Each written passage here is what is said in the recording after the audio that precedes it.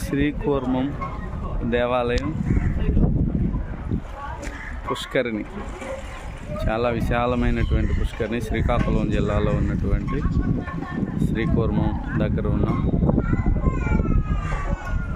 శ్రీ కూర్మనాథ స్వామి విష్ణు అవతారం, తాబేళ్ల పార్కు.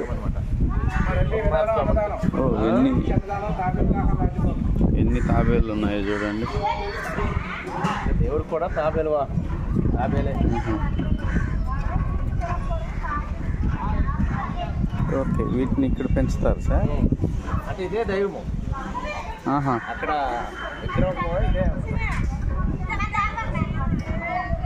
ఎన్ని తాబేళ్ళు ఉన్నాయి చూడండి. తాబేలు అవతారమే.